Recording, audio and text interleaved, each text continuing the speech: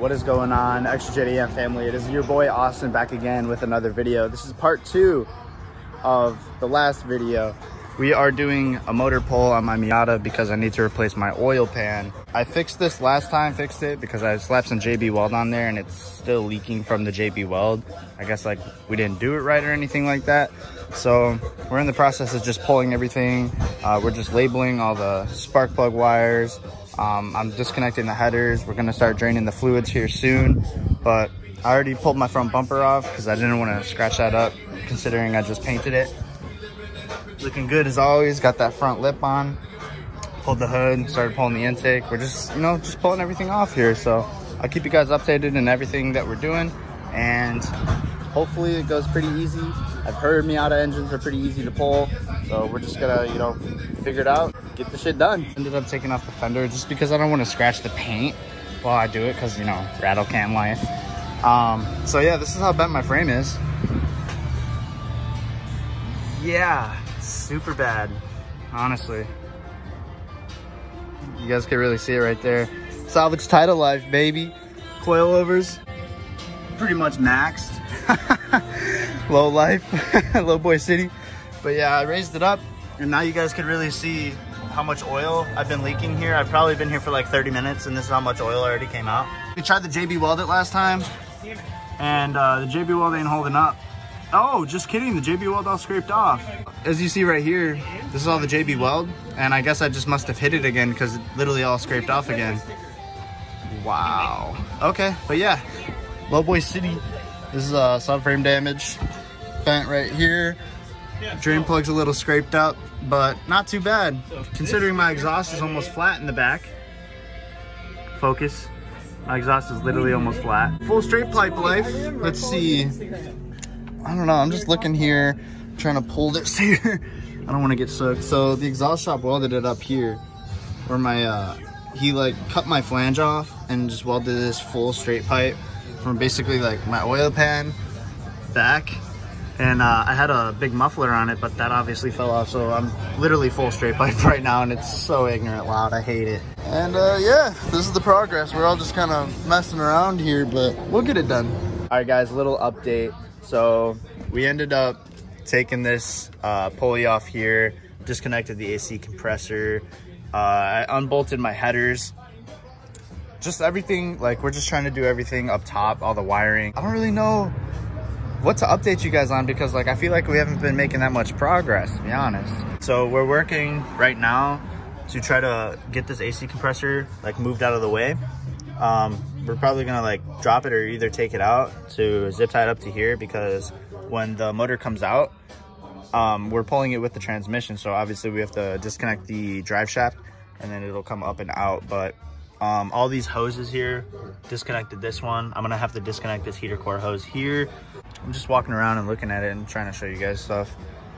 We have to maybe disconnect this or loosen this tensioner and probably take this belt off, the alternator belt. No, I don't think we have to take that out, bro. What?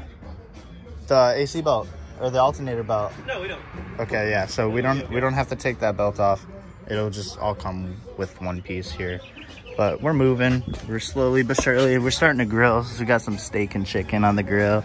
It's gonna be sick. The main thing that I have to get fixed after like all this is done here are my sway bar links, because this one popped off. Like literally all 3 of my sway bar links are broken besides this one that me and Tino washed on there, right there. So that washer is literally holding that sway bar link in. It's working. So I'm just gonna have to literally, it's more stretched out now that the car's raised, but when the wheel's on the ground, it goes up to this bolt here. So I'm just gonna have to take off all 3 of these nuts on each one and then just put a washer just how we did there on the top. So that wouldn't be that bad. But the main thing that we're running into right now is my exhaust. The way that he welded it is all the way up here. I don't have a flange to disconnect my exhaust because I remember that we cut the flange. It comes down to like here or down there, I think. I forget because I don't have a stock exhaust anymore, but I know there's a little flange that runs and then it bolts up to the cat. So I told them, it was my fault. I told them to cut the cat off, and just weld the pipe all the way up to here because the flange like went up to here. So the main thing is we don't have any bolts to disconnect the exhaust from besides the headers.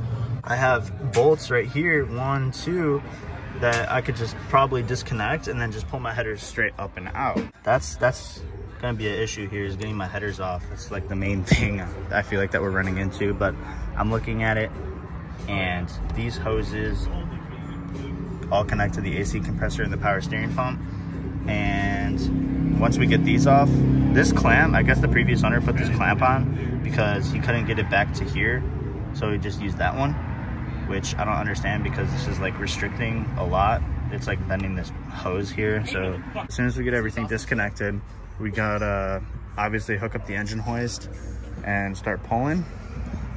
Drive shaft, it's just a lot. Like, I've never done an engine pull before, neither has he on Miatas. We're learning as we go with this Miata thing, and like with the help of my friends, I truly thank you guys for helping me with this. It's just takes some time, you know, it's the first time for me, and we'll get it done today, but just slowly but surely, like just working carefully on everything and just double checking everything that we're doing. I don't really care if we work till 3, 4 in the morning because I don't have work tomorrow and we need to get it done. But this is the oil pan I got right here. Kylie actually sold it to me. Go ahead and put that in. Yeah, it's gonna be really interesting. Shout out to Mazda for making oil pan hard to pull, because you need the, you know, drop this front subframe or pull the motor. And I heard dropping the subframe sucks and the motor pull is easier than the front subframe, but it's like a clapped out Miata, man. But it's okay. It's my project car. It's not my daily. Just update you guys when I know more, and I'll show you guys more of what we're doing. So I'll see you guys in a bit. All right, what's up, guys? It's been a few hours now, and we're still trying to get the motor out. We pretty much got everything out. Disconnected all the hoses, finally got off the headers. Brooks is under there right now. Hello. Messing shit up. Hello, YouTube. So it's been a pain in the ass, but like, yeah, baby. It's honestly probably been like 4 or 5 hours that we've been like working on this. So honestly, our motor mounts are loose.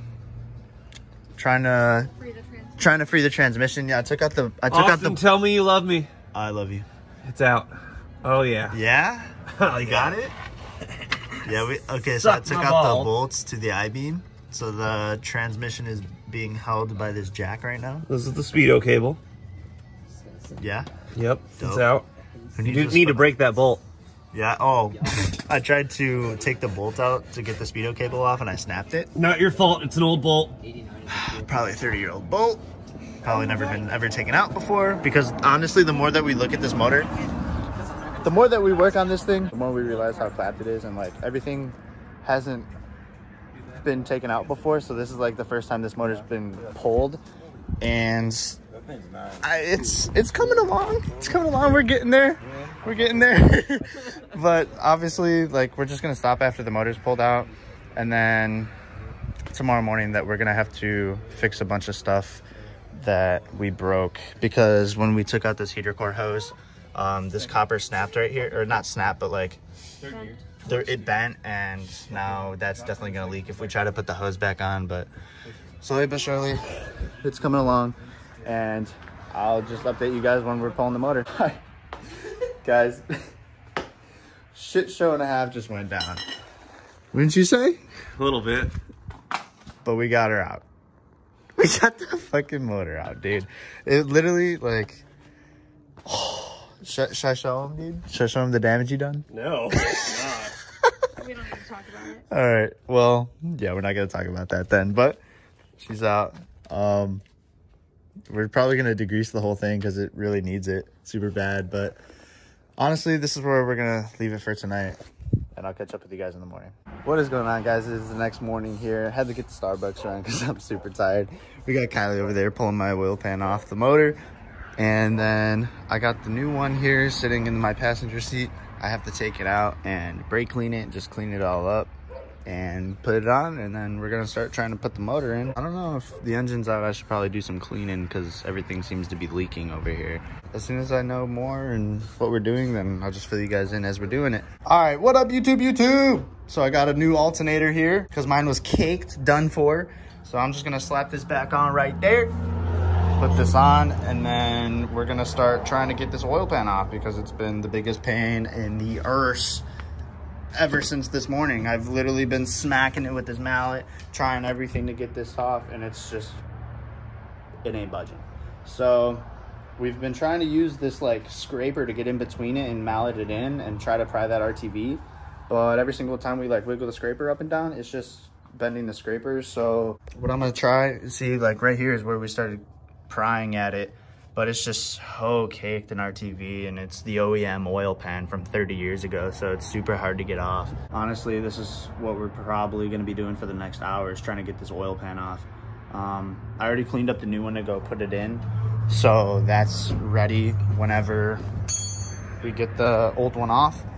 Just slap the oil pan gasket on and some RTV, get it in there, and then as soon as that's all done, we can start throwing it back in the car and trying to button up everything and hopefully get it running today. If not, we can continue this until tomorrow, but hopefully it'll get done today. But I'll keep you guys updated on what we're doing here. All right, guys, update. I got boy racing the dreams over here. So we finally got the oil pan off. It was a cunt and a half, because what we had to do was we used the blowtorch to heat up all this RTV, and we had to keep using a mallet and a little like scraper to get in between the pan and the block. So that's finally off. Fuck that. This is the old one. So we're gonna go ahead and try to put the new one on here, and then once that's in, I'll update you guys again. What's up, guys? I'm updating the vlog. Austin's hard at work over here, and I feel like you guys need to know where we're at on this thing. So right now, Kylie is over there getting all the gaskets and everything sealed in, and we gotta let those dry, and then we're gonna put some RTV and get everything sealed on the oil pan that we have over here on the ground. Look at my straight pipe. Straight. Not as straight as I like my straight pipes, but you know, it's there. It's got a couple little notches. Yeah, they can see it. Wow. Wow. It's all scraped on the bottom. I don't know if you guys updated you, but it seems they let the motor smack into the radiator. Okay, that was what I was talking about last night. Oh, that's not the radiator. That's the AC condenser. AC condenser. Oh, okay. The radiator's over there somewhere. Oh, it's right there. Oh, okay. So not the radiator. That's not that big of a problem. No. What I'm thinking, bro, is we could take a 2x4 and a hammer and just mash it that way. Dude, I would just leave it bit forward. If it's sealed, like, don't fuck with it. Like, it's not really hurting anything as long as your fan's still spinning and everything. Yeah. You know? So, the motor's definitely out. It's kind of cool. Oh my. Another little problem we ran into. We got a kink right here and a crack on the other one. But we'll get that fixed and... Oh yeah, all my gas started pouring out, so we capped it off right here. Fucking... Yeah. Literally, if this cap wasn't here, bro, it'd just be spraying gas. Yeah, give that another stroke. Show me what you're talking about. Right there? Okay, cool. yeah, so Here's what the oil pan looks like. We were having a problem. There's 2 bolts on the back side that go all the way to the bottom. So just make sure you guys get those off. That makes it a lot harder. Which ones? These ones? Yeah. We didn't see these bolts. That's why we were really having a hard time getting the oil pan off. Dude, I was smacking it with a mallet and like a little wedge trying to get into it. And like, it started to pry, but then it was still held in by that, so. Yeah. Not a big problem, but they're out. And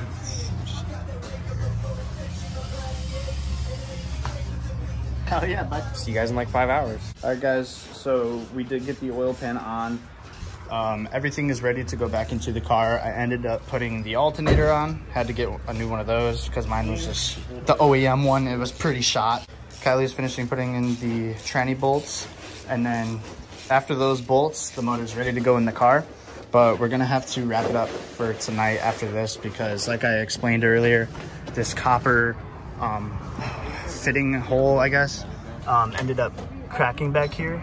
So that's literally what's restricting us from putting the motor into the car, because we can put the motor in 100%, but in order to fix that, we need to use a lot of heat and like solder, and we just don't want to burn any of the electrical things on the actual engine itself. So for tonight, that's where the motor is going to sit till tomorrow. we're gonna have one of our other friends come by. He's gonna fix that, and then after we fix that, we could just slap the motor back in, and then everything will just button up. And then the hard thing that I noticed is going to be that heater core hose, but trying to actually fit the motor into the car shouldn't be too bad, considering like we've already done it once. It'll go pretty smoothly tomorrow. So like I said, for tonight, that's it. So I'll catch up with you guys in the morning.